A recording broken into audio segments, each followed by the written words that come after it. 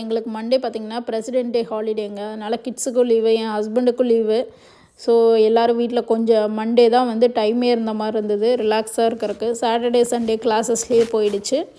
So என் பையன்தாங்க, பெரிய பையன்தாங்க அந்த சேரில் உட்காந்துருந்தான். அவன் எந்திரிச்சு போனோடனே எங்கள் சின்ன குட்டி போய் அந்த சோஃபாவில் உட்காந்துட்டு பிளாங்கெட்டும் எடுத்து உட்காந்துக்கிட்டாரு. அதுக்கப்புறம் வந்து என் பெரிய பையன் 2 பேரும் அட்ஜஸ்ட் பண்ணி உட்காந்துக்கிட்டாங்க. அதுக்கு முன்னாடி பார்த்திங்கன்னா என் பெரிய பையன் விடவே இல்லை. சின்ன ஆள் பார்த்திங்கன்னா எப்போ அண்ணன் எந்திரிச்சு போவார் உட்காரலாம் அப்படின்ட்டு வெயிட் பண்ணிகிட்டு இருந்துட்டு ஓடி உட்காந்துக்கிட்டாரு. சண்டே பார்த்திங்கன்னா சாம்பார் ரசம், ஃபிஷ் மட்டும்தான் வாங்கியிருந்தோம். அதனால் ஃபிஷ் ஃப்ரை மட்டும் பண்ணிக்கலாம் அப்படின்ட்டு விட்டுட்டோம். எங்கள் வீட்லேயுமே வந்து கிட்ஸ் வந்து வெஜ்ஜு தான் ப்ரிஃபர் பண்ணுவாங்க. நான்வெஜ்ஜெல்லாம் எங்கள் வீட்டில் பண்ணும்போது நாங்கள் 2 பேரும் மட்டும்தாங்க நான்வெஜ் சாப்பிடுவோம். எங்கள் குட்டிங்க 2ம் சாப்பிட்ணுன்னு தான் பண்ணுவோம். ஆனால் 2மே சாப்பிடாதுங்க. நான்வெஜ் செஞ்சாலே இவங்க 2 பேரும் டேஸ்ட் மட்டும்தாங்க பண்ணுவாங்க. நான்வெஜ் செஞ்சாலே எங்கள் வீட்டில் வந்து இவங்க 2 பேரும் மட்டும் வெஜிடேரியனாக இருப்பாங்க.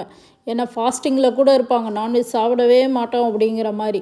நாங்கள் டேஸ்ட்டுக்கு ஃபோர்ஸ் பண்ணி கொடுக்குற மாதிரி இருக்கும். என் பெரிய பையனுக்கு இவ்வளோ நாள் வந்து ஃபோர்ஸ் பண்ணியே தான் கொடுத்தேன்.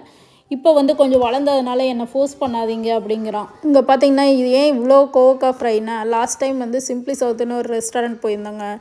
அங்கே போனப்போ வந்து இதுக்கு முன்னாடி கோவக்கா ஃப்ரை கொடுத்தாங்க. போன தடவை வந்து தாலியில் பார்த்திங்கன்னா கோவக்கா ஃப்ரை கொடுக்கல.